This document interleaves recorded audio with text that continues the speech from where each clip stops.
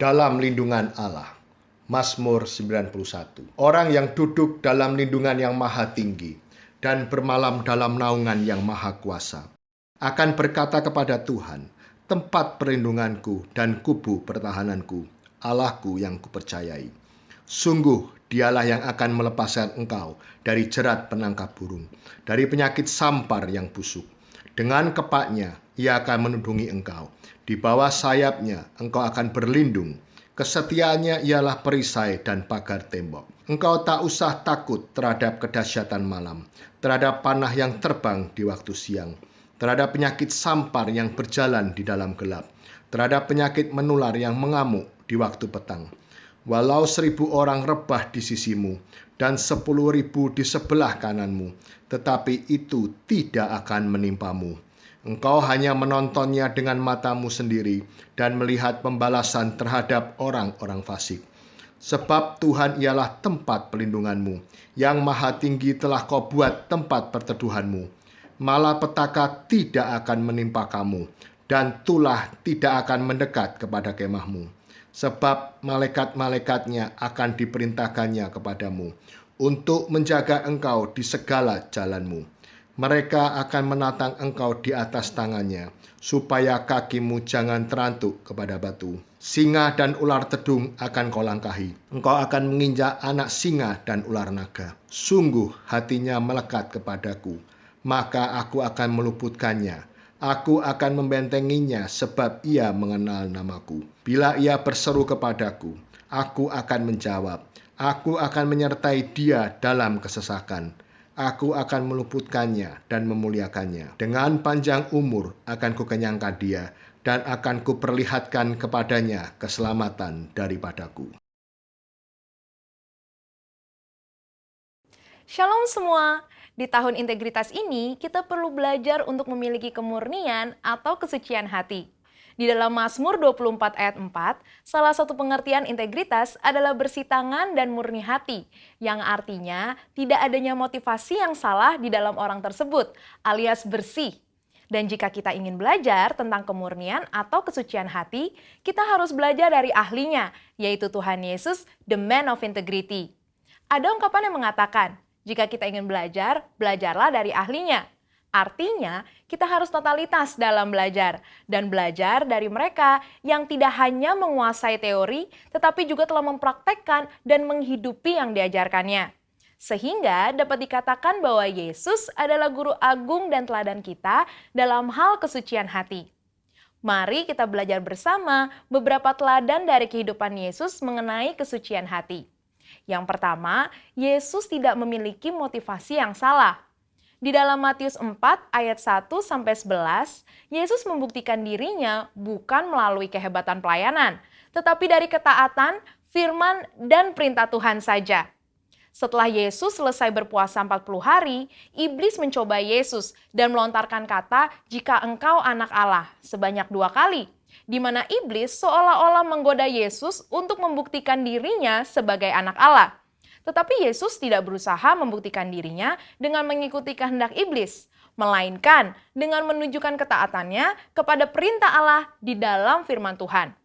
Mengikuti teladan Tuhan Yesus dalam hal kesucian hati, artinya kita tidak memiliki motivasi untuk membuktikan diri melalui kehebatan pelayanan kita, atau bahkan berusaha lebih menonjol dibandingkan Tuhan Yesus sendiri.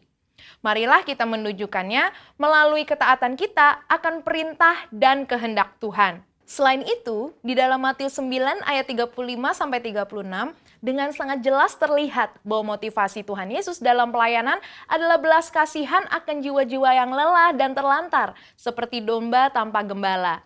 Jadi, apa motivasi pelayanan kita? Ingin terkenal, kekayaan, penghargaan, atau pengakuan dari orang lain? Mari kita cek motivasi pelayanan kita dengan kembali pada teladan Tuhan Yesus. Kita juga dapat belajar dalam Matius 10 ayat 7-8, di mana Yesus memperingatkan bahwa kamu telah memperolehnya dengan cuma-cuma. Karena itu, berikanlah pula dengan cuma-cuma. Murid-murid Yesus diperingatkan untuk tidak mencari keuntungan dari kuasa yang mereka miliki untuk mengadakan berbagai mujizat. Semuanya harus dilakukan cuma-cuma. untuk menunjukkan sifat Injil Kerajaan, yaitu anugerah yang diberikan secara cuma-cuma. Kita tahu bahwa perbuatan baik Kristus untuk kita adalah cuma-cuma, sehingga seharusnya kita juga berbuat baik kepada orang lain dengan cuma-cuma.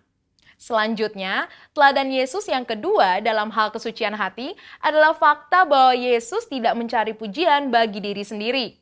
Salah satu bagian dari khotbah Tuhan Yesus di bukit dalam Matius 6 ayat 1-7, ia mengajarkan tentang hal memberi sedekah dan berdoa. Yesus mengingatkan supaya sedekah, doa, dan ibadah kita cukup Bapa kita di surga saja yang mengetahuinya. Ajaran Yesus ini sangat kontras dengan yang biasa dilakukan orang-orang munafik yang melakukan hal-hal tersebut supaya dilihat dan dipuji orang lain. Hal yang menarik juga dapat ditemukan dalam Matius 9 ayat 30-31. Saat Yesus berkata, "Jagalah supaya jangan seorang pun mengetahui hal ini." Di situ Yesus berpesan dengan sangat jelas kepada mereka yang telah disembuhkan untuk tidak mempromosikan dirinya. Tapi karena apa yang mereka alami menimbulkan sukacita dan rasa syukur yang berlimpah, seketika masyhurlah nama Tuhan Yesus di seluruh daerah itu. Hal ini mengingatkan kita bahwa promosi dan pujian tidak perlu dicari.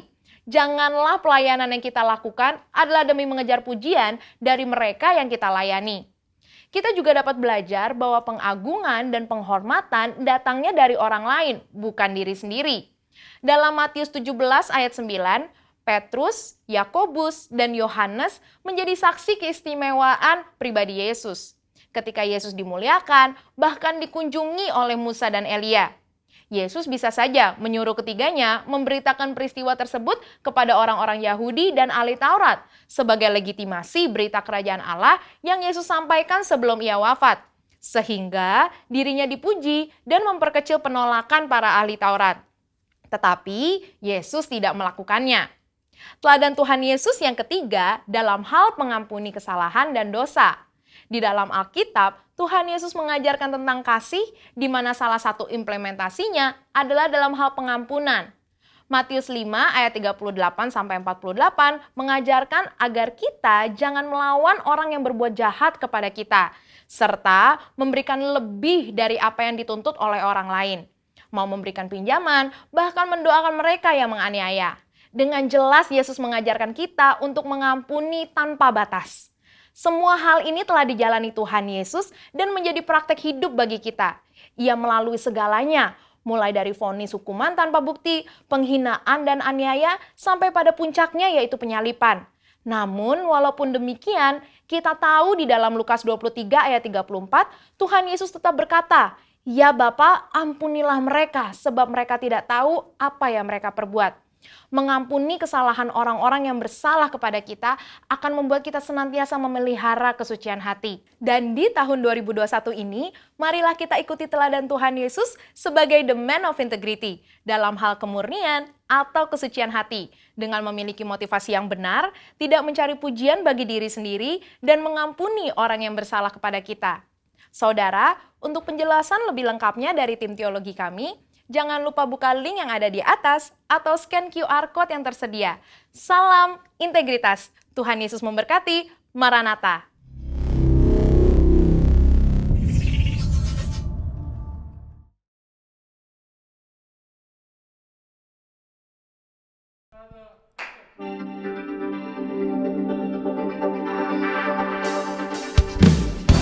Haleluya. Puji nama Tuhan. Shalom Bapak Ibu Saudara. Kami mengucapkan selamat tahun baru bagi Bapak Ibu Saudara semua. Tuhan Yesus baik bagi kita, amin. Mari tepuk tangan sama-sama yuk. Di tahun baru ini kita bersuka cita. Ingat kebaikan Tuhan, ingat kasih setia Tuhan Bapak Ibu Saudara. Mari sama-sama kita katakan, nyanyi puji Tuhan, bangun bait kudusnya. Di tempat ini Yesus telah hadir, kemuliaan Tuhan dinyatakan. Oh, sukacita, bangun bait kudusnya. Persembahkanlah seluruh hidupmu bagi kemuliaannya. Kami bernyanyi bagimu ya Tuhan, nyanyi puji Tuhan, bangun tempat ini, di tempat ini Yesus telah hadir. Kemuliaan Tuhan dinyatakan. Oh, sukacita, bangun Bait Kudusnya. Katakan persembahkanlah, persembahkanlah seluruh hidupmu bagi kemuliaannya. Mari bersama-sama katakan anugerahnya bagiku, anugerahnya bagiku, kasihnya dicurahkan. Sambutlah dia, sambutlah dia, juru selamat. Bersoraklah, nyanyi puji Tuhan. Bangun Bait Kudusnya. Engkau hadir di rumah-rumah saat ini ya Tuhan. Amin. Kemuliaan Tuhan dinyatakan. Oh, sukacita, bangun Bait Kudusnya. Katakan persembahkanlah, persembahkanlah seluruh hidupmu bagi kemuliaannya. Mari tepuk tangan sama-sama saudara. Amin. Ucapan syukur kami berikan kepadamu ya Tuhan. Pujian kami persembahkan bagimu. Anugerahmu berlimpah bagi kami. Haleluya.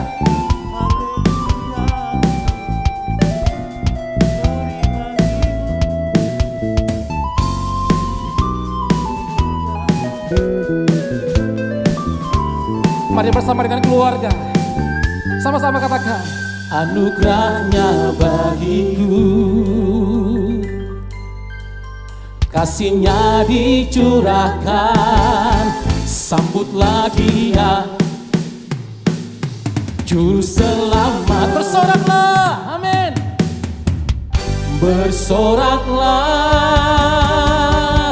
bersoraklah, nyanyi puji Tuhan. Bangun Bait Kudusnya. Di tempat ini Yesus telah hadir.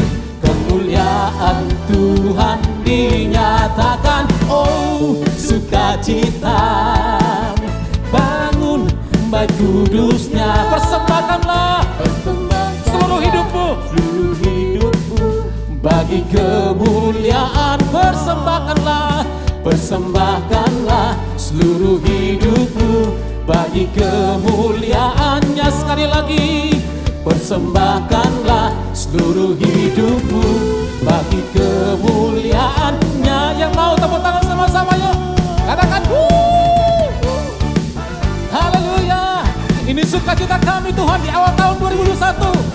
Sama-sama nyanyi, sorak-sorai tepuk tangan bagi Tuhan kita. Haleluya, haleluya, haleluya, haleluya. Terima kasih buat sepanjang tahun yang lalu ya Tuhan, tahun 2020. Banyak hal yang kami alami Tuhan. Bersama dengan Tuhan, kami lewati setiap pergumulan badai yang ada. Dan kami bersyukur kami ada di awal tahun 2021. Kami hidup hari ini, keluarga kami ada. Semua karena kebaikan Tuhan. Sebab itu Tuhan baik, bahwasanya untuk selama-lamanya kasih setianya tidak pernah berkesudahan dalam hidup kami. Rahmat-Mu selalu baru setiap hari dalam hidup kami ya Tuhan. Terima kasih buat kasih-Mu. Terima kasih buat pengorbanan-Mu dalam hidup kami. Haleluya. Kasih Allahku sungguh telah terbukti ketika Dia serahkan anaknya. Kasih Allah mau berkorban bagi kau dan aku. Tak ada kasih seperti kasih-Mu. Kasih Allahku sungguh telah terbukti ketika Dia serahkan anaknya. Kasih Allah mau berkorban bagi kau dan aku. Tak ada kasih seperti kasih-Mu. Mari sama-sama kita angkat tangan kita, katakan Bersyukur, bersyukur, bersyukurlah, bersyukur karena kasih setiamu. Ku sembah, ku sembah, ku sembah dan ku sembah. Selama hidupku ku sembah Kau Tuhan. Kasih-Mu besar bagi kami ya Tuhan. Kasih Allahku sungguh telah terbukti ketika Dia serahkan anaknya. Kasih Allah mau berkorban bagi kau dan aku. Tak ada kasih seperti kasih. Mari sama-sama kita bersyukur saudara. Bersyukur, bersyukur, bersyukurlah, bersyukur karena kasih setiamu. Ku sembah, ku sembah, ku sembah dan ku sembah selama hidupku. Mari biar musik saja menaikkan pujian ini. Kita berdoa sama-sama ya Tuhan, terima kasih buat karena begitu besar kasih-Mu bagi kami, menyelamatkan hidup kami, memberkati kami Tuhan, sehingga kami hidup di awal tahun ini Bapa. Terima kasih, ucapan syukur kami berikan kepadamu, pujian sembah kami naikkan kepadamu ya Tuhan. Terima kasih buat kebaikan-Mu, terima kasih buat kasih setia-Mu bersama dengan keluarga. Bersyukur bersama-sama. Bersyukur, bersyukur, bersyukurlah, bersyukur karena kasih setiamu. Ku sembah, ku sembah, ku sembah dan ku sembah selama hidupku.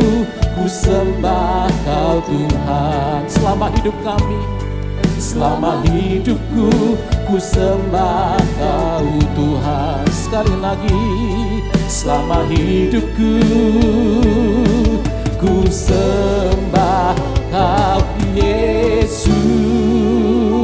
Mari berikan tepuk tangan bagi Tuhan Yesus. Mari mulai ucap syukur. Bapak Ibu Saudara katakan terima kasih ya Tuhan. Terima kasih buat kebaikan-Mu dalam hidup kami. Terima kasih buat kasih setia-Mu ya Tuhan. Kami bersyukur buat berkat-Mu yang melimpah. Terima kasih Bapa, terima kasih. Pujian kami berikan, sembah kami bagi-Mu ya Tuhan. Inaralalaba yaralalaba shandaralalalaba yaralalabu. Hiribinaralalaba yaralalaba shandaralalalaba yaralalabu. Hiribinaralalaba yaralabasi. Haleluya, haleluya. Oh,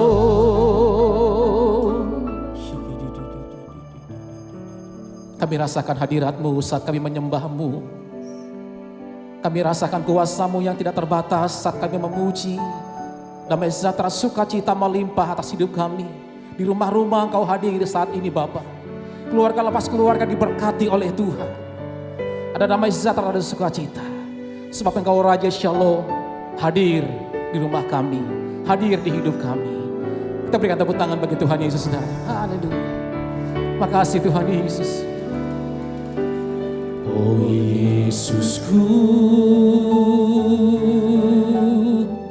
Engkaulah Raja damai. Kau turun ke dunia, selamatkan manusia.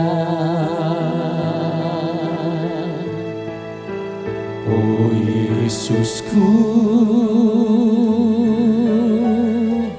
Kau Tuhan penuh kasih. Kau berikan hidup-Mu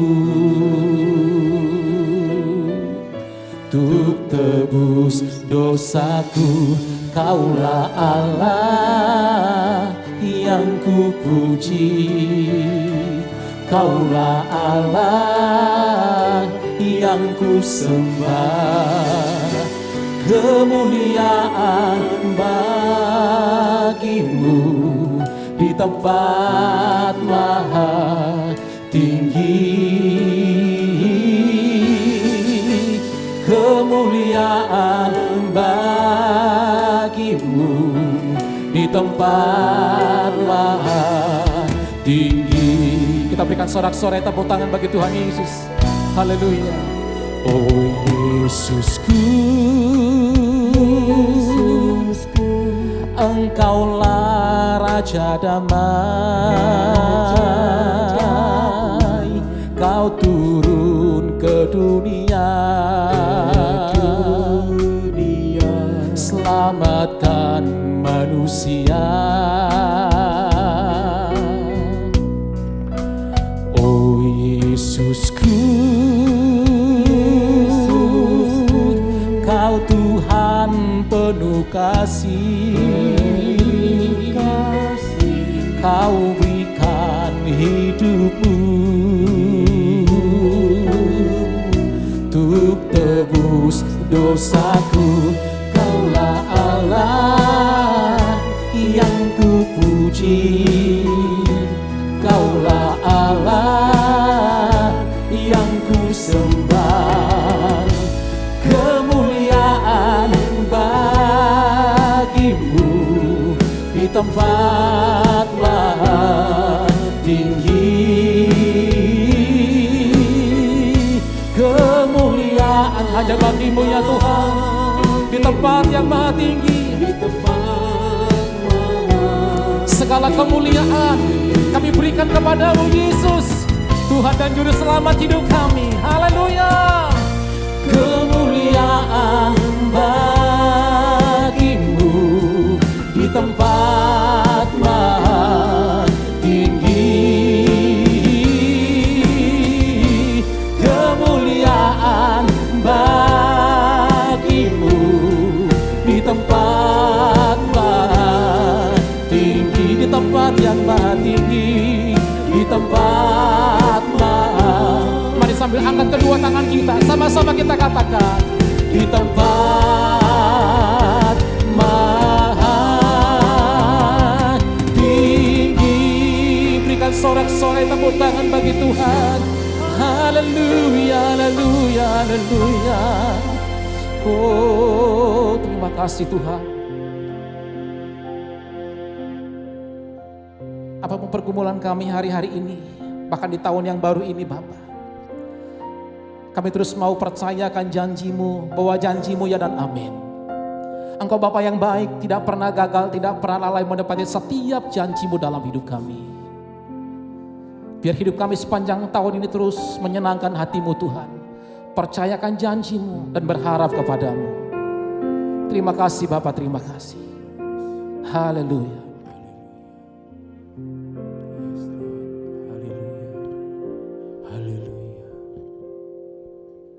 Ku berharap kepadamu, Kau perlindungan dan kekuatanku. Ku berdoa kepadamu, Kau tandu keselamatanku. Kaulah Tuhanku, Kaulah Rajaku, Kaulah benteng dan perisaiku. Hatiku rindu menyenangkanmu, ku sembah sujud kepadamu. Kami terus mau berharap hanya kepadamu ya Tuhan Yesus. Haleluya. Ku berharap kepadamu, Kau perlindungan dan kekuatanku.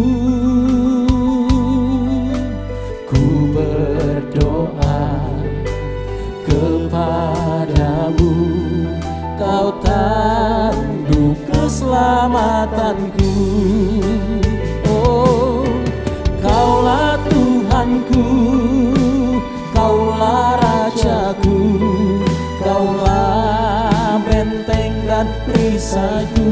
katakan kerinduanmu saat ini saudara.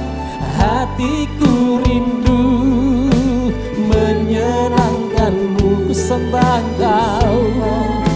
Oh, Kaulah Tuhan kami, Kaulah Tuhanku, Kaulah Rajaku, Kaulah benteng dan perisaiku. Hatiku rindu menyenangkanmu, ku sembah sujud kepadamu. Kami sembah sujud, ku sembah sujud kepadamu. Mari sambil angkat tangan sama-sama katakan, ku sembah sujud kepadamu. Kita berikan tepuk tangan bagi Tuhan Yesus yang ajaib, yang luar biasa. Haleluya, haleluya. Shalom Bapak Ibu sekalian, anak-anak muda, anak-anak sekolah minggu. Kita berjumpa kembali di dalam kebaktian online di bulan Februari di tahun 2021. Saya berdoa berharap semuanya di dalam kondisi yang baik, sehat, berbahagia, bersemangat terus di dalam Yesus Kristus Tuhan. Nah mari sebelum kita mendengarkan kebenaran firman Tuhan, saya ajak semuanya kita berdoa bersama-sama. Kembali kami mengucapkan syukur Tuhan buat kasih-Mu, buat kebaikan-Mu, buat perlindungan Tuhan buat kami semua, sehingga kami boleh ada seperti kami ada pada hari ini.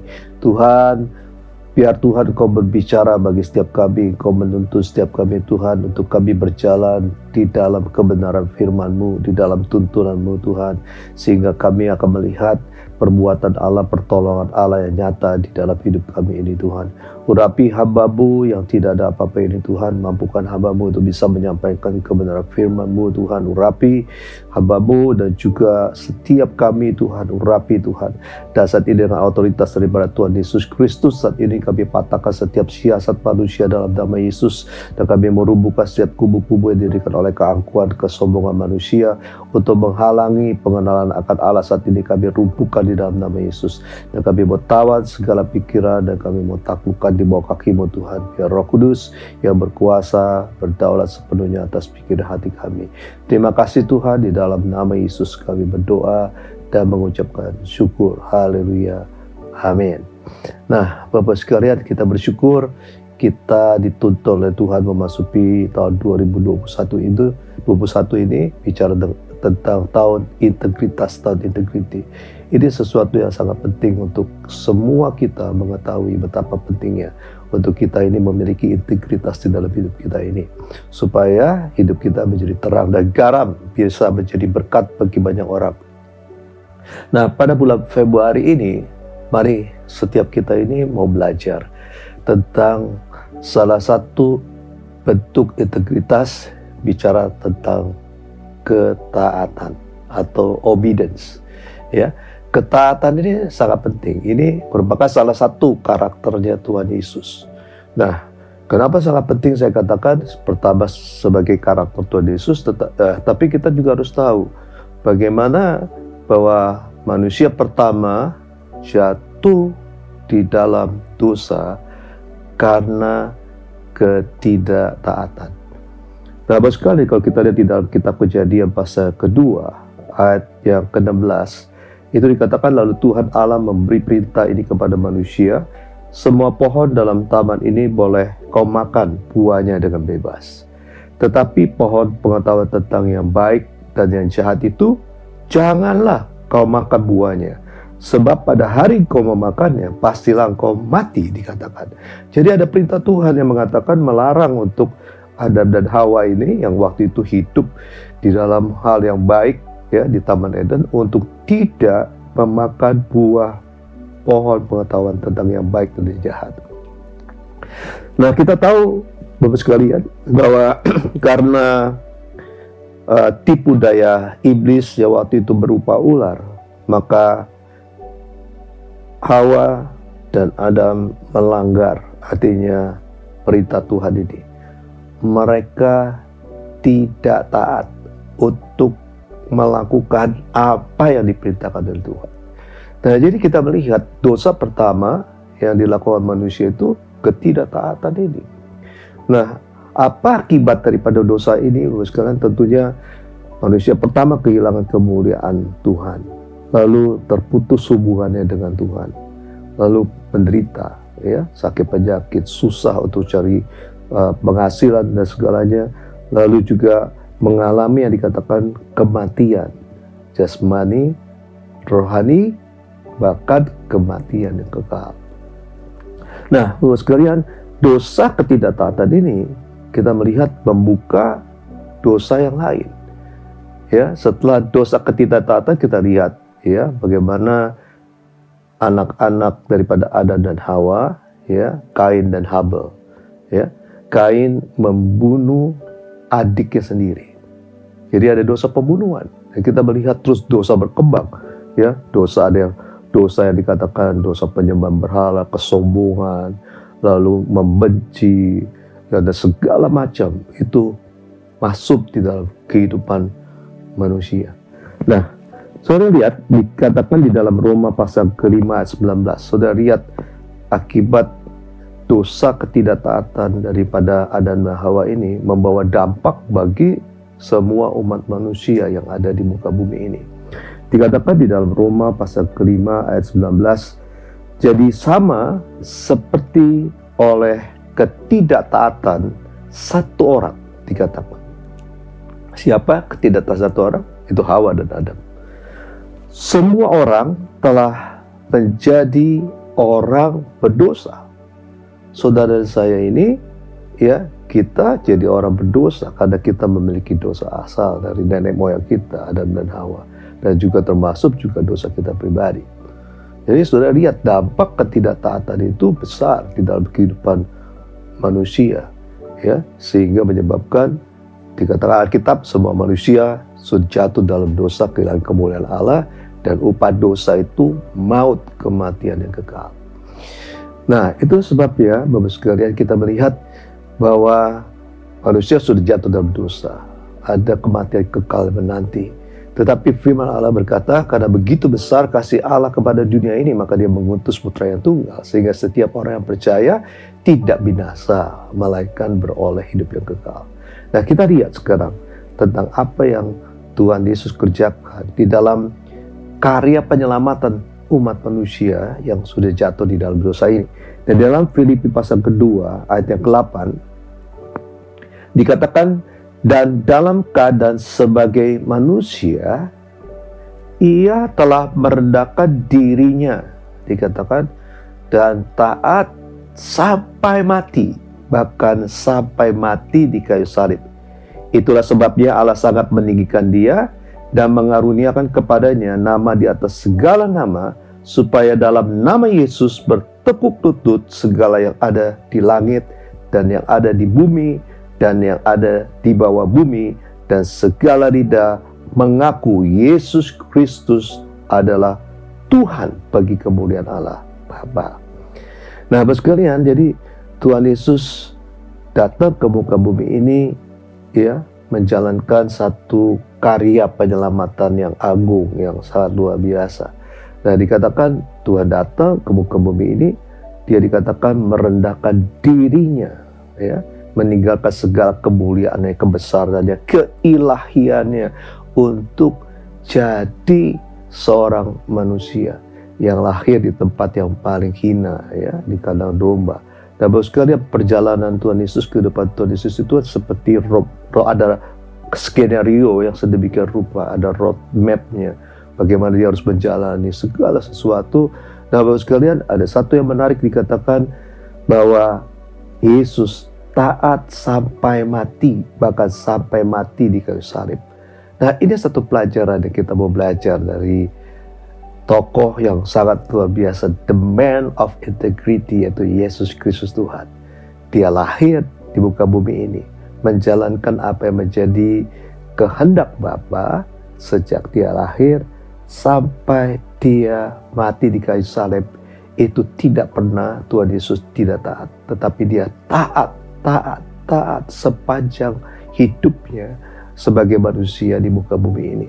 Dan itulah menjadi contoh buat setiap kita untuk kita taat kepada Tuhan.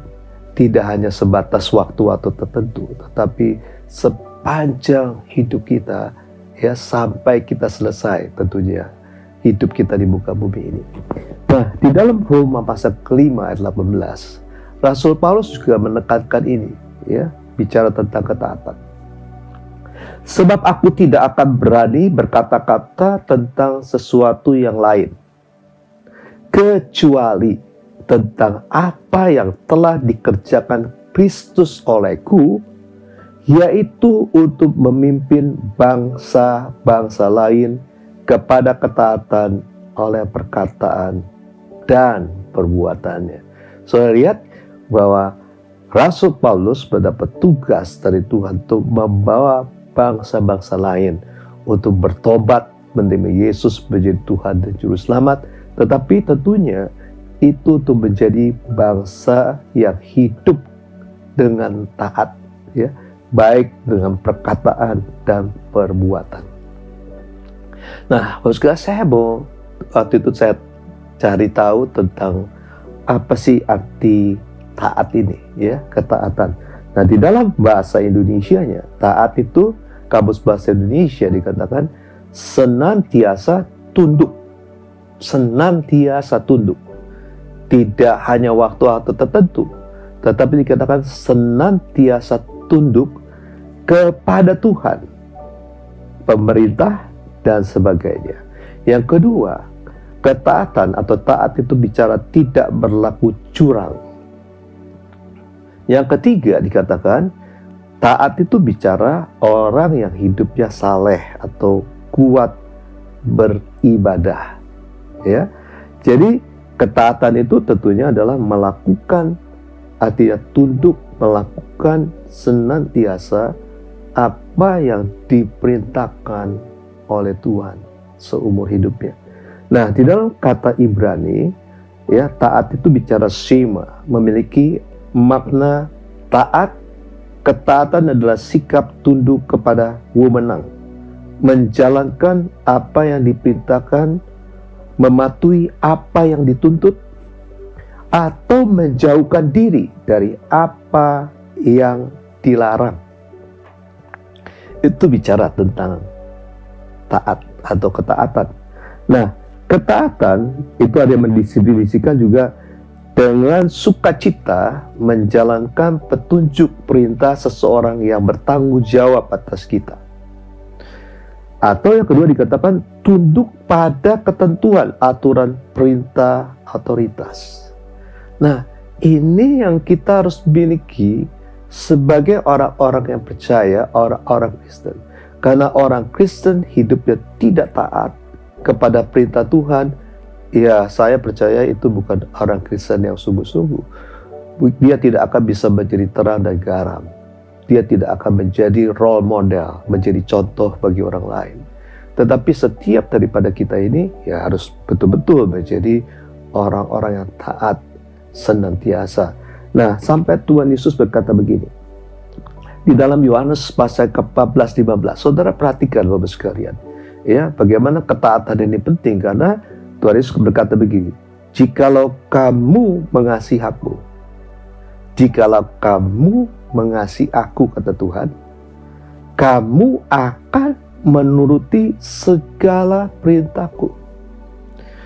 Jadi artinya seseorang yang dikatakan mengasihi Tuhan bukan hanya dia bisa doa, bisa muji jemaat Tuhan, bisa punya waktu yang banyak, tetapi bagaimana kehidupannya, apakah dia menjadi pelaku firman, ya, apakah dia menghidupi firman itu senantiasa atau tidak.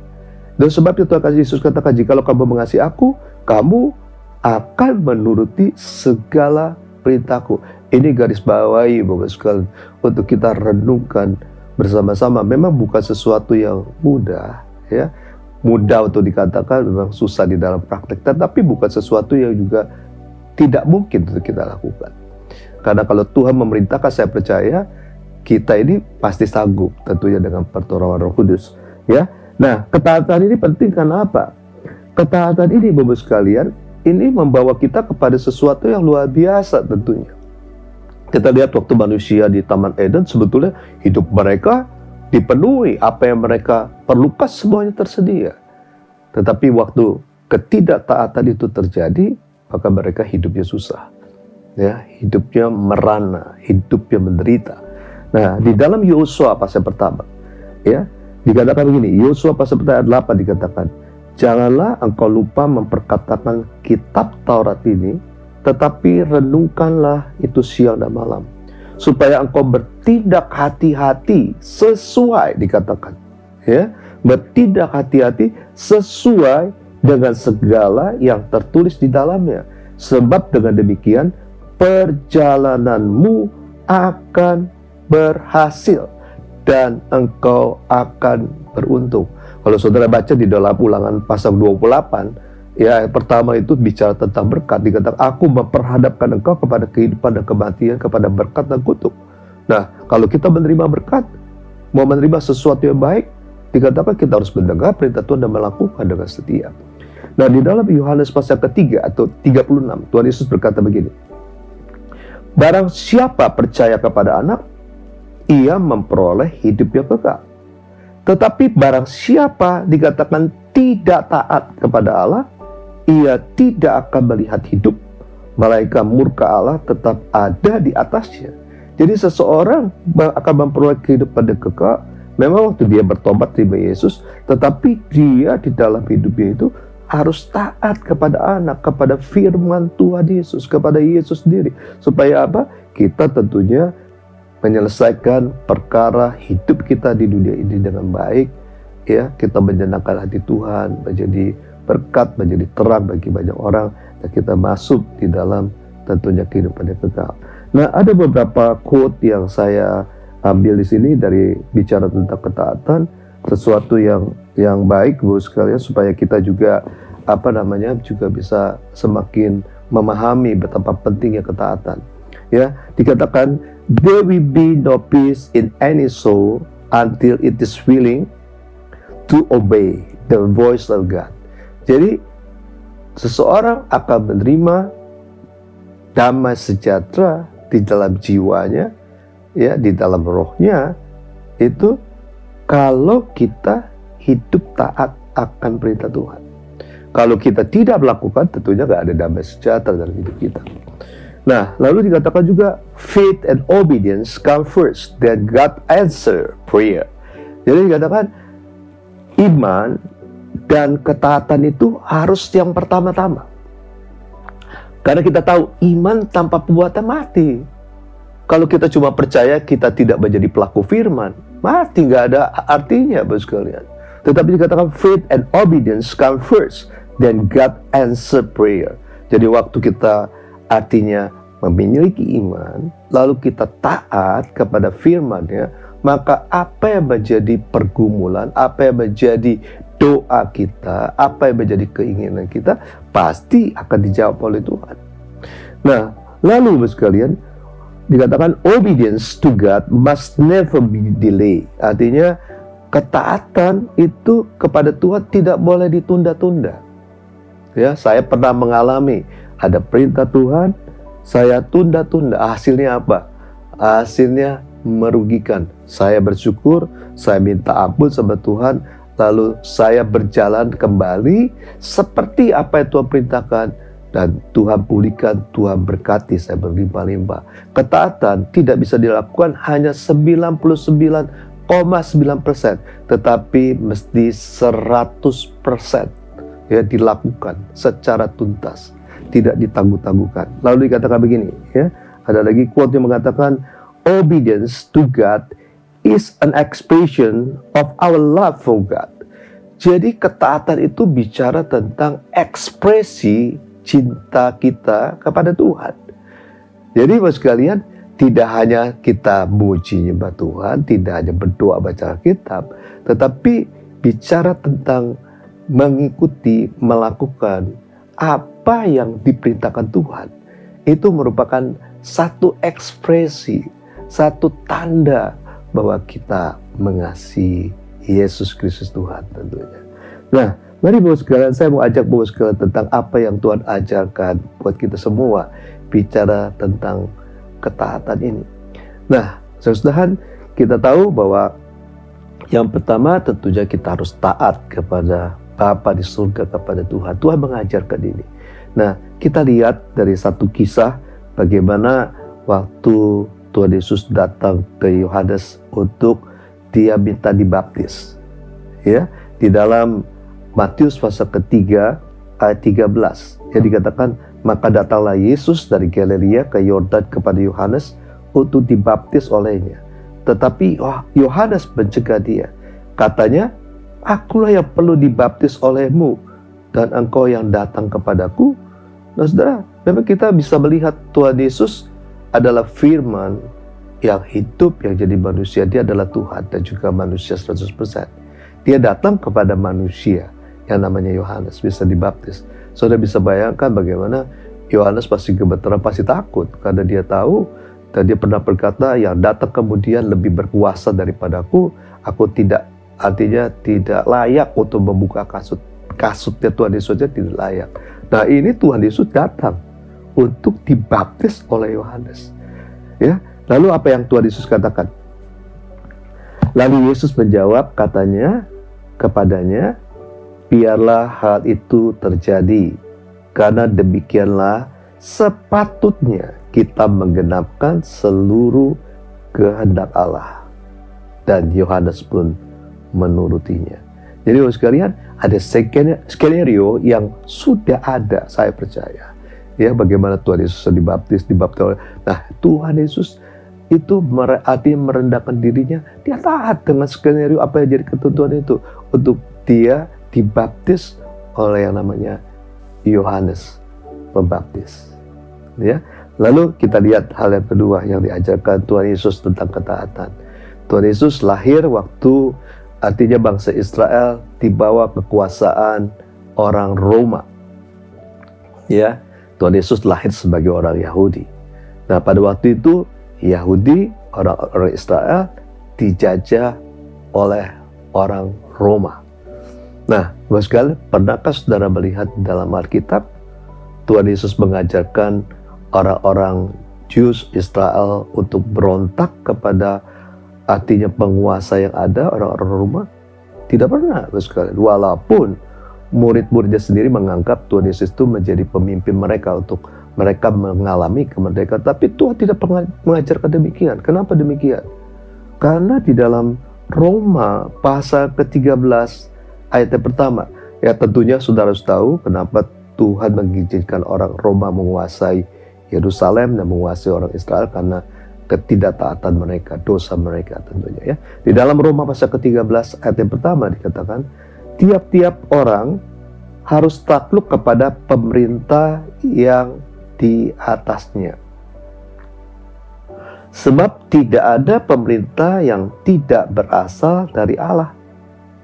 Dan pemerintah-pemerintah yang ada ditetapkan oleh Allah. Dimanapun di muka bumi ini pemerintahan yang ada itu, Allah terus bekerja. Allah yang menetapkannya. Ya. 2. Sebab di ayat yang kedua dikatakan, sebab itu barang siapa melawan pemerintah, ia melawan ketetapan Allah. Dan siapa yang melakukannya akan mendatangkan hukuman atas dirinya. Sebab jika seorang berbuat baik, ia tidak usah takut kepada pemerintah. Hanya jika ia berbuat jahat, hanya jika ia berbuat jahat. Maukah kamu hidup tanpa takut terhadap pemerintah? Perbuatlah apa yang baik, dan kamu akan beroleh pujian daripadanya. Karena pemerintah adalah hamba Allah untuk kebaikanmu. Tetapi jika engkau berbuat jahat, takutlah akan dia, karena tidak percuma pemerintah menyandang pedang. Pemerintah adalah hamba Allah untuk membalaskan murka Allah atas mereka yang berbuat jahat. Jadi kalau ada orang yang melawan, memberontak kepada pemerintah, ya, otoritasnya di atasnya, artinya apa? Tidak hanya dia melawan otoritas yang bersangkutan, tapi dia melawan otoritas yang paling tinggi, yaitu Tuhan sendiri. Ya, Bapak sekalian. Nah, di dalam 1 Petrus pasal kedua 13 juga dikatakan begini, tunduklah karena Allah kepada semua lembaga manusia, baik kepada raja dikatakan sebagai pemegang kekuasaan yang tertinggi, maupun kepada wali-wali yang diutusnya untuk menghukum orang-orang yang berbuat jahat dan menghormati orang-orang yang berbuat baik. Nah, hal yang kedua yang Tuhan ajarkan, supaya kita juga renungkan, ya, bagaimana Tuhan Yesus itu mau dijebak untuk dia memberi pendapat, bersikap untuk melawan, ya, ketentuan pemerintahan. Nah, di dalam Lukas 20 ayat 22, ya, Lukas 20 ayat 22 dulu. Apakah kami diperbolehkan membayar pajak kepada kaisar atau tidak? Jadi ini pertanyaan yang diajukan kepada Tuhan Yesus. Ya, boleh bayar pajak atau tidak? Nah, tetapi Yesus mengetahui maksud mereka yang licik itu, lalu berkata kepada mereka, tunjukkanlah kepadaku suatu dinar. Gambar dan tulisan siapakah ada padanya? Jawab mereka, gambar dan tulisan kaisar. Lalu kata Yesus kepada mereka, kalau begitu berikanlah kepada kaisar apa yang wajib kamu berikan kepada kaisar, dan kepada Allah apa yang wajib kamu berikan kepada Allah. Ini jawaban Tuhan. Bahwa kita sebagai warga negara di satu pemerintahan yang ada di negara, kita wajib membayar pajak. Nah, di dalam Matius pasal ke-17-27, Tuhan Yesus bayar pajak gak? Bayar. Ya. Nah, kita lihat di dalam Matius pasal 17 dan 27. Tetapi supaya jangan kita menjadi batu sandungan bagi mereka, pergilah memancing ke danau, dan ikan pertama yang kau pancing, tangkaplah dan bukalah mulutnya. Maka engkau akan menemukan mata uang 4 dirham di dalamnya. Ambillah itu dan bayarkanlah kepada mereka, bagiku dan bagimu juga. Jadi sebagai warga negara yang baik, sebagai pelaku firman, maka kita juga harus taat kepada ketentuan yang ada, yang sudah ditentukan tentunya oleh pemerintahan di mana kita berada. Ya, lalu kita melihat lagi, ya, kita belajar Bapak sekalian, bagaimana pemerintah sekarang di Indonesia tentunya yang dalam menghadapi pandemi COVID-19 ini, ya, gugus tugas sudah memberikan arahan ketentuan yang harus dipatuhi, diikuti oleh kita sebagai warga negara, supaya tentunya kita ini terbebas, kita terhindar dari COVID-19 yang semakin hari semakin mengganas dan mematikan ini. Nah, ada 5M, ya Bapak sekalian, di mana kita harus melakukan sebagai orang-orang yang taat tentunya, ya. Karena kita tahu pemerintah berasal dari Allah. Apa yang merupakan ketentuan yang dibuat selama itu tidak bertentangan dengan firman Allah, Bapak sekalian, itu ya ketentuan yang harus kita taati, Bapak sekalian. Dan kita percaya itu dari Tuhan juga. Nah, yang kelima bicara tentang kita harus pakai masker, ya. Yang kedua harus menjaga jarak, mencuci tangan, menghindari kerumunan. Yang keempat, yang kelima kita mengurangi juga mobilitas. Itu yang kita harus lakukan Bapak sekalian hari-hari ini. Kita harus taat melakukan itu, karena itu untuk kepentingan kita sendiri, untuk keluarga kita, dan juga buat orang lain. Bahkan sekarang ini kan pemerintah sudah melakukan program vaksinasi, ya. Sudah ada susunan skala prioritas yang disusun sedemikian rupa. Ini untuk mencegah artinya penduduk warga dari ketularan, artinya pandemik, artinya COVID-19 ini, virus 19 ini yang sangat ganas ini tentunya, ya. Dan tentunya kita harus mendukung program ini. Jangan mengikuti istilahnya cerita-cerita hoax. Bagaimana ada ceritanya dikatakan vaksinnya ada chip, ada DNA antikristus, nggak ada Bapak sekalian.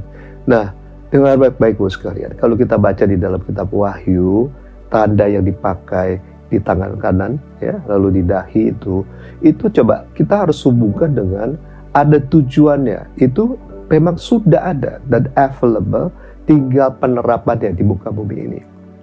Dikatakan orang tua, besar, muda, ya, itu kan harus pakai tanda, ya, baik di tangan kanannya atau di dahinya.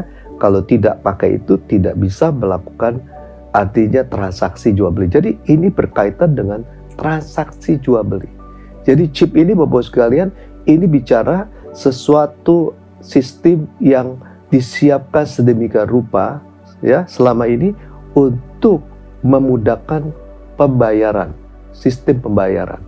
Nah, chip itu, Bapak sekalian, dikembangkan sedemikian rupa juga sehingga dibuat sedemikian kecilnya bisa dimasukkan di dalam tubuh manusia. Itu sudah ada, tetapi penerapannya belum. Ya. Dan semua chip sekarang ini masih dipasang di kartu, ada kartu kredit, ya, debit card, Bapak sekalian, atau sistem yang lain nanti di mobile banking juga bisa dimasukin chip tersebut, Bapak sekalian. Nah, itu Bapak sekalian, itu untuk melakukan transaksi jual beli memang sekarang. Nah, nanti pada suatu saat waktu saya percaya zaman antikristus, di mana teknologi ini sudah tersedia, itu yang diharuskan dipakai, tapi tidak di dalam cairan, itu bentuknya ada, ya, sebesar kalau tidak salah, yang setahu saya teknologi itu sudah ada, itu sebesar beras, ya, mungkin lebih kecil sedemikian rupa yang artinya menampung data yang bersangkutan, lalu juga mungkin data-data bank, semuanya sudah ada di sana, karena sudah dipraktekkan, sudah dijalankan di beberapa negara yang ada perusahaan-perusahaan yang sudah memproduksi tersebut untuk mereka bisa melakukan artinya pembayaran untuk waktu mereka belanja, mereka menggunakan itu, dan mereka tinggal kasih tangan mereka untuk di scanner, lalu terbaca semuanya dan sudah dilakukan transaksi itu dengan baik. Nah, kalau di dalam vaksin ya nggak mungkin, ya kan, bagus sekali secara logikanya. Bagaimana artinya waktu dia pergi belanja, ya, itu yang namanya kalau di dalam darah itu kan mengalir terus nanti ke kepala, nanti ke kaki, nanti orang cari scannernya di mana untuk bisa membaca, ya, yang namanya data tersebut. Nah, itu sebabnya kita harus mendukung penuh yang namanya vaksinasi ini, karena untuk kepentingan artinya kita semua, ya, kepentingan artinya semua umat manusia di muka bumi ini. Nah, hal yang selanjutnya Bapak sekalian, yang seperti tadi firman Tuhan katakan, ya, tunduklah karena Allah kepada semua lembaga manusia. Jadi yang tadi bicara pemerintahan, yang kedua bicara tentang lembaga. Lembaga ini ada apa? Lembaga ada kerohanian, lembaga keluarga, ada lembaga bicara tentang perusahaan. Nah, kita lihat Bapak sekalian tentang yang di dalam gereja, ya. Di dalam gereja ini itu ada ayat firman Tuhan yang mengatakan begini, taatilah pemimpin-pemimpinmu, ya, di dalam Ibrani 13:17. Taatilah pemimpin-pemimpinmu dan tunduklah kepada mereka, sebab mereka berjaga-jaga atas jiwamu sebagai orang yang harus bertanggung jawab atasnya. Dengan jalan itu mereka akan melakukan dengan gembira, bukan dengan keluh kesah, sebab hal itu tidak akan membawa keuntungan bagimu. Berdoalah terus untuk kami, kata Rasul Paulus, sebab kami yakin bahwa hati nurani kami adalah baik, karena di dalam segala hal kami menginginkan sesuatu hidup yang baik. Jadi Bapak sekalian, firman Tuhan Yesus mengajarkan untuk kita mentaati pemimpin-pemimpin yang ada di gereja, yang bertanggung jawab, yang berjaga-jaga untuk jiwa kita. Ya, kita lihat di dalam Matius pasal 23 ayat yang kedua, bagaimana Tuhan Yesus mengajarkan begini kepada orang banyak. Dikatakan begini, ahli-ahli Taurat dan orang-orang Farisi telah menduduki kursi Musa. Sebab itu turutilah dan lakukan segala sesuatu yang mereka ajarkan kepadamu. Ya, kita tahu ahli-ahli Taurat ini menguasai, ya, artinya tahu tentang firman Tuhan. Dia mengajarkan, itu firman Tuhan yang diajarkan. Nah, apa yang diajarkan itu Tuhan Yesus katakan turuti dan lakukan. Nah, cuma jangan turuti perbuatan ahli-ahli Taurat. Karena apa? Ahli Taurat pada waktu itu mereka cuma tahu ngomongnya, tapi kelakuannya, perbuatannya, perkataan itu bertentangan dengan apa yang mereka ajarkan. Tetapi apa yang mereka ajarkan adalah firman. Tuhan Yesus katakan turutilah dan lakukan. Kita nggak ada urusan dengan orang-orang yang kita dengar firman itu ada sesuatu yang murni, sesuatu yang sangat dahsyat, secara luar biasa. Firman yang kita harus lakukan. Jangan mengikuti perbuatan, kelakuan orang-orang yang mungkin memberitakan firman itu yang tidak selaras dengan itu. Nah, Bapak sekalian, saya bersyukur bahwa saya ini ada di dua lembaga, karena ada lembaga sekuler saya bekerja, tetap bekerja juga di gereja. Bagaimana saya belajar Bagaimana memang betul. Ketaatan itu di dua lembaga itu harus sama. Taat di gereja harus juga taat di perusahaan tentunya. Dan saya banyak belajar, ya, banyak saya diberkati hati dengan ini. Dan sekarang kalau kita bicara di gereja, saya melayani sejak tahun mungkin 92 awal sampai hari ini. Ya, sudah sekian tahun, 28 tahun saya melayani. Saya diberkati karena apa? Saya belajar untuk taat kepada pemimpin yang ada. Gembala sidang kita yang dapat tuntunan dari Tuhan, dia sampaikan, lalu kita dengar, kita renungkan, dan kita mempraktekkan itu.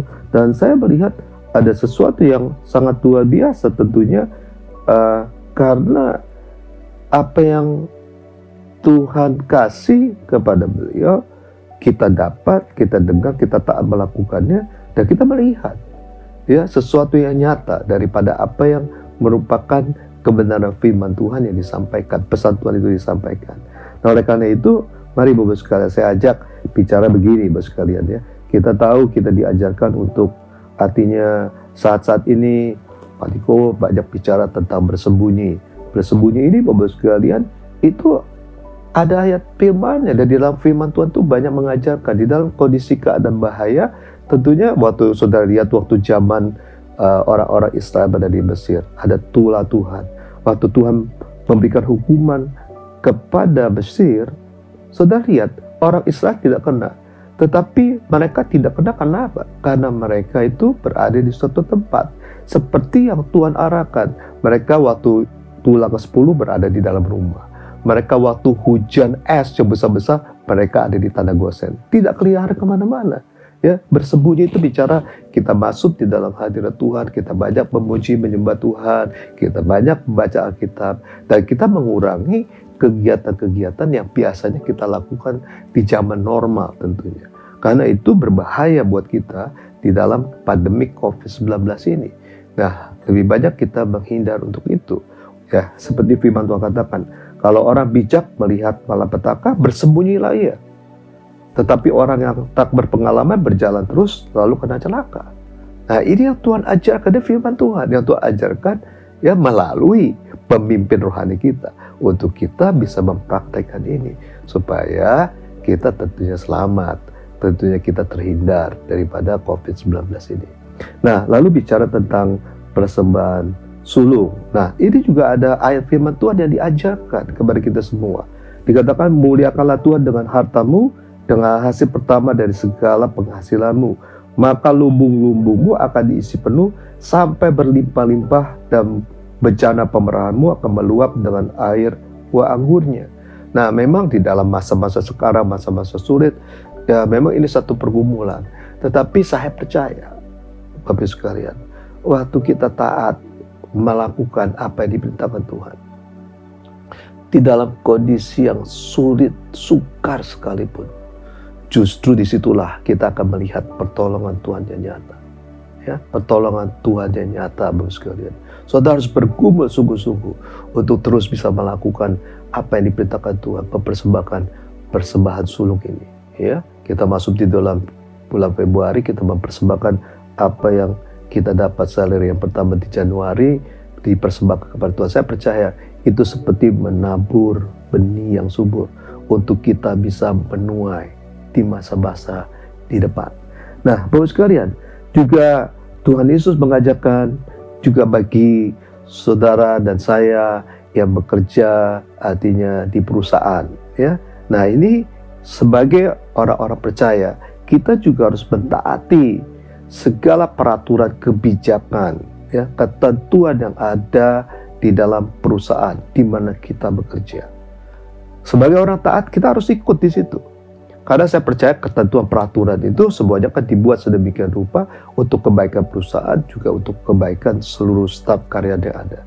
Segala sesuatu yang dibuat, saya percaya, ya, tidak bertentangan tentunya dengan firman Tuhan. Kecuali bertentangan, kita tidak harus ikuti. Tapi semuanya adalah untuk mendatangkan kebaikan bagi banyak orang. Nah, saya ajak Bapak sekalian, di dalam Titus pasal kedua, ayat yang ke-9, Bapak sekalian, itu dikatakan begini ayat firman Tuhannya. Hamba-hamba hendaklah taat kepada tuannya dalam segala hal, dan berkenan kepada mereka, jangan membantah,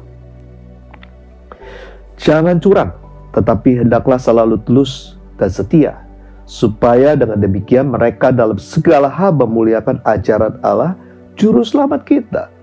Jadi Yesus dipermuliakan, Allah dipermuliakan, ditinggikan, itu tergantung bagaimana sikap kita ini ya di dalam perusahaan di mana kita bekerja, di mana kita hidup patuh taat kepada ketentuan ada, kepada pemimpin otoritas yang di atas kita, Bapak sekalian. Justru mereka melihat bahwa ada sesuatu yang luar biasa di dalam kehidupan kita, dan mereka akan memuliakan Tuhan Yesus tentunya. Ya, Bapak sekalian. Nah, lalu kembali kalau kita bicara di dalam lembaga, artinya keluarga, Bapak sekalian, kita tahu ada firman Tuhan katakan, hai istri tunduklah kepada suamimu seperti tunduk kepada Tuhan di dalam segala sesuatu. Nah, itu bicara tentang apa? Itu perintah Tuhan. Tetapi juga, hai suami, kasihlah istrimu seperti engkau mengasihi, artinya seperti Tuhan Yesus mengasihi jemaatnya. Jadi juga harus dilakukan. Sebagai orang taat harus melakukan ini supaya apa? Keluarganya diberkati, kehidupan suami istri diberkati secara luar biasa.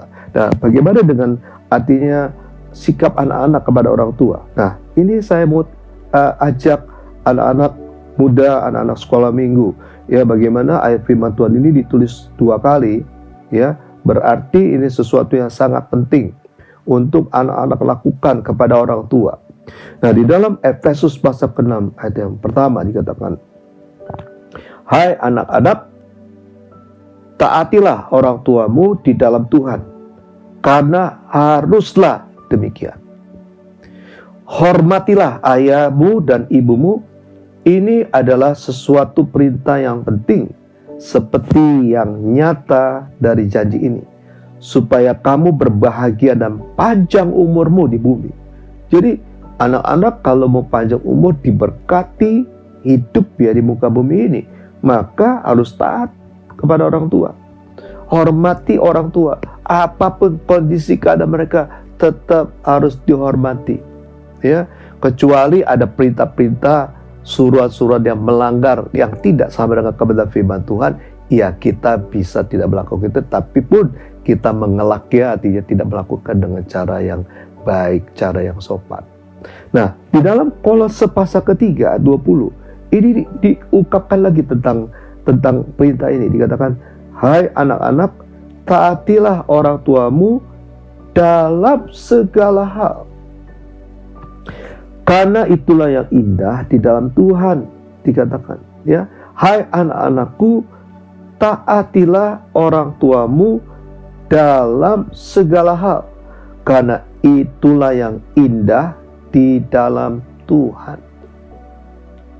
Ya, itulah yang indah di dalam Tuhan waktu anak-anak mentaati, menghormati orang tuanya. Nah, bagi orang-orang yang cerita jadi pemimpin, tentunya juga ada firman Tuhan. Bagaimana juga harus menjaga, memperhatikan orang-orang yang berada di bawahannya. Itu perintah Tuhan. Dikatakan begini, ya. Itu di ayat firman Tuhan banyak diajarkan untuk kita ini untuk memperhatikan. Artinya, karena apa? Karena hamba-hamba ini, orang di bawah kita ini juga punya Tuhan yang sama seperti apa yang kita percayai. Tuhannya kan sama. Itu sebabnya harus diperlakukan dengan adil, diperlakukan dengan baik, dikasihi, diperhatikan, supaya mereka pun artinya memberkati, artinya juga melakukan hal yang baik juga buat artinya para pemimpin juga. Nah, mari Bapak sekalian, untuk bisa hidup taat, ya, untuk bisa hidup taat, Bapak sekalian, memang harus memiliki kerendahan hati. Orang yang rendah hati pasti percaya, dia menyadari bahwa kita ini manusia yang tidak luput dari kesalahan. Gak ada manusia yang sempurna. Kekuatan kita terbatas, kemampuan kita terbatas. Banyak kekurangan yang masih kita lakukan. Nah, itulah sebabnya kalau orang rendah hati, dia akan terbuka untuk teguran, untuk nasihat dari firman Tuhan. Nah, itu penting, karena kalau orang nggak memiliki rendah hati, nggak mungkin bisa. Nah, sudah lihat di dalam tadi ayat yang kita baca, Tuhan itu merendahkan dirinya sedemikian rupa. Nah, kita harus memiliki hal yang sama, memiliki rendah hati. Yang kedua adalah hati yang bersih dan tulus. Karena kembali hati ini yang menentukan sikap perilaku kita, ya, baik perkataan, pikiran, dan juga sikap, artinya tindakan kita yang kita akan lakukan. Dan di dalam Yeskiel pasal ke-36, Bapak sekalian, ayat yang terakhir saya bacakan buat saudara, ayat 27 dikatakan, Rohku akan kuberikan diam di dalam batinmu, dan aku akan membuat kamu hidup menurut segala ketetapanku, dan tetap berpegang pada peraturan-peraturanku dan melakukannya. Dan kamu akan diam di dalam negeri yang telah kuberikan kepada nenek moyangmu, dan kamu akan menjadi umatku, dan aku akan menjadi Allahmu. Nah, dikatakan roh Tuhan akan diberikan diam di dalam batin kita, di dalam hati yang tulus, hati yang bersih, hati yang murni. Supaya apa? Roh ini membantu, ya, dengan artinya ada kemauan, ada sesuatu yang kita ingini, kerinduan untuk kita hidup taat, maka Roh Kudus akan memampukan kita melakukan itu. Apa yang menjadi perintah Tuhan, untuk kita hidup taat di dalam ketaatan kepada perintah Tuhan, supaya hidup saudara saya diberkati oleh Tuhan berlimpah-limpah, dijagai, dilindungi, kita bisa melalui masa-masa yang sulit dengan kemenangan demi kemenangan yang berasal daripada Tuhan. Nah, mari Bapak sekalian, saya ajak Bapak sekalian untuk kita berdoa bersama-sama. Tuhan Yesus, saat ini hamba-Mu berdoa Tuhan, firman Tuhan sudah hamba-Mu sampaikan Tuhan. Biar Tuhan sendiri yang beracara buat setiap kami yang mendengar Tuhan Yesus. Tuhan, kami tahu betapa pentingnya untuk hidup taat Tuhan, sesuai dengan apa yang Tuhan perintahkan, sehingga hidup kami akan terus diberkati oleh Tuhan secara luar biasa. Kami boleh menjadi saksi-Mu Tuhan, dimanapun kami berada Tuhan Yesus. Tuhan akan terus menyertai kami, Tuhan akan terus memberkati kami, Tuhan akan terus menjagai kami Tuhan. Engkau melihat umat-Mu Tuhan yang berada Tuhan di rumah ataupun mereka dimanapun, Tuhan akan terus menjagai, melindungi mereka Tuhan. Terima kasih Tuhan Yesus, terima kasih Tuhan. Kami mau serahkan Tuhan umat-Mu Tuhan, gereja-Mu ke dalam tangan-Mu Tuhan. Di dalam nama Yesus kami telah berdoa dan mengucapkan syukur. Haleluya Tuhan Yesus, haleluya. Amin. Nah, Bapak sekalian, kita akan memasuki perjamuan kudus. Mari saudara sekalian mempersiapkan segala sesuatunya. Saudara bisa mempersiapkan anggur dan roti yang kita akan makan, roti sebagai tubuh Kristus dan anggur yang merupakan darah Yesus. Mari Bapak sekalian, kita mempersiapkan itu sambil kita juga berdoa bersama-sama. Kita berdoa bersama-sama.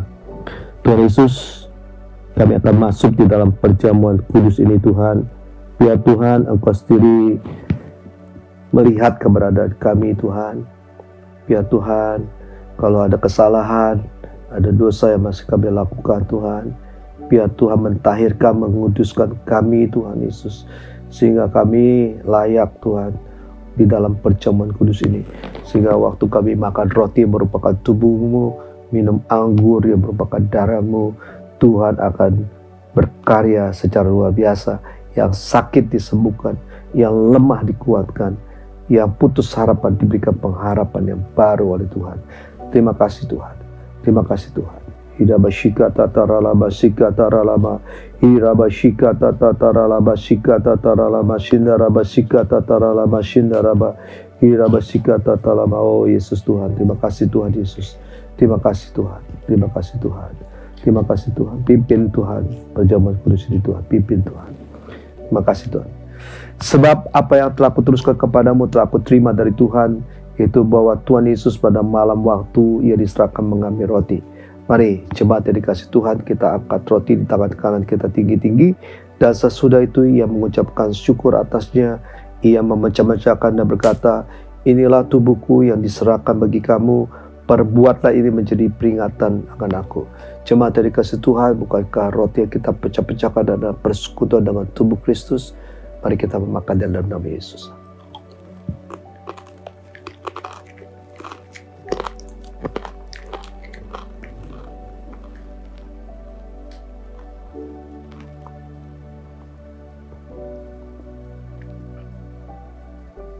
Dan mari kita angkat cawan anggur kita tinggi-tinggi. Demikian juga yang mengambil cawan sesudah makan lalu berkata, cawan ini adalah perjanjian baru yang dimeteraikan oleh darahku. Perbuatlah ini setiap kali kamu meminumnya menjadi peringatan akan aku. Jemaat yang dikasihi Tuhan, bukankah cawan anggur yang di atasnya kita ucapkan syukur adalah persekutuan dengan darah Yesus. Mari kita meminumnya dalam nama Yesus. Oh Yesus, terima kasih Tuhan. Terima kasih Tuhan Yesus. Mari kita nyanyikan, kita mengucapkan syukur. Terima kasih kepada Tuhan. Oh Jesus. Jesus, Jesus. Jesus. Oh Jesus. Terima kasih Yesusku.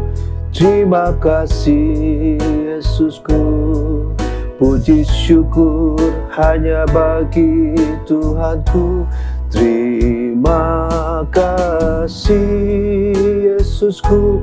Terima kasih Yesusku. Puji syukur hanya bagi Tuhanku.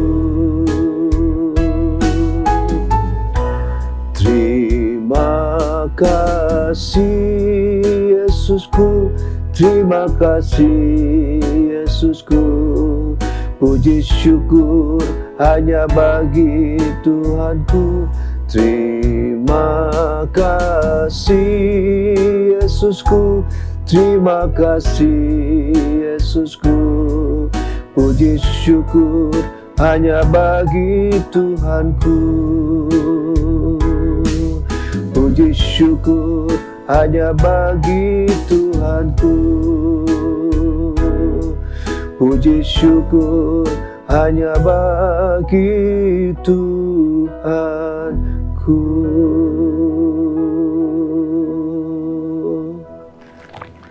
Mari setiap kita yang berada di rumah, kita angkat tangan di depan Tuhan. Saya akan berdoa buat saudara.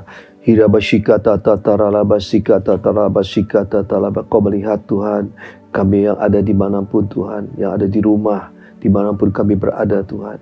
Tuhan, kami percaya Tuhan, Tuhan sudah memberikan menuntun kami Tuhan, untuk kami memiliki integritas dalam hidup kami Tuhan. Sehingga kami akan menjadi alat-Mu Tuhan di akhir zaman ini, di era Pentakosta yang ketiga ini Tuhan, menjadi alat-Mu Tuhan di dalam penuaian yang terbesar dan terakhir Tuhan. Kami bisa menjadi terang dan garam Tuhan, waktu kami memiliki integritas dalam hidup kami, terutama ketaatan Tuhan. Ajar kami lebih lagi Tuhan, untuk kami boleh hidup taat sungguh-sungguh dengan Engkau Tuhan, seperti apa yang Tuhan perintahkan. Biar setiap kami Tuhan, pelayan-pelayan Tuhan, jemaat Tuhan, menjadi pelaku-pelaku firman Tuhan.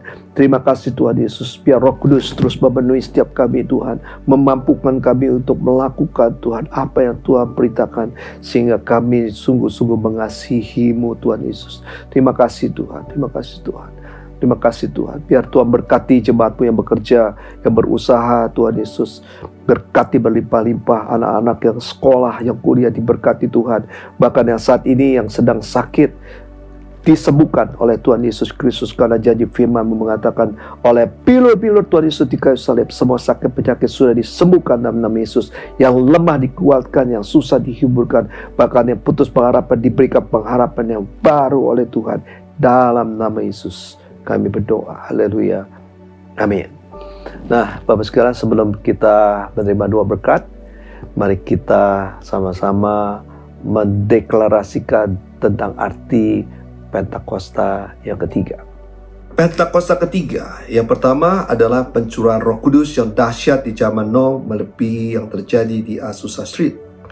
Yang kedua, Pentakosta ketiga akan mengakibatkan penuaian jiwa yang terbesar dan terakhir sebelum Yesus Kristus datang kembali. Yang ketiga, Pentakosta ketiga akan membangkitkan generasi Yeremia, yaitu anak-anak muda yang dipenuhi Roh Kudus, cinta mati-matian kepada Tuhan Yesus, tidak kompromi terhadap dosa, dan akan bergerak untuk memenangkan jiwa. Keempat, Pentakosta ketiga lahir di Indonesia dan bergerak ke bangsa-bangsa. Gerakan ini dari timur ke barat dan akan kembali ke Yerusalem. 5. Pentakosta ketiga akan memberi kuasa untuk menyelesaikan amanat agung, dan setelah itu Tuhan Yesus datang kembali. Amin. Nah mari Bapak sekalian, Kita angkat tangan di hadapan Tuhan Yesus Kristus saat ini.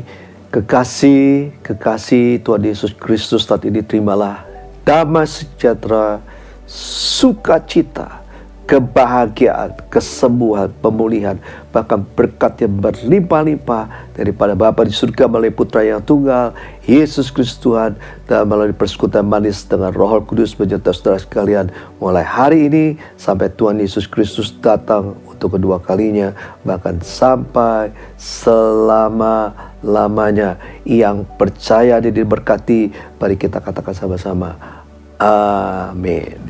Shalom, Tuhan Yesus memberkati saudara berlimpah-limpah.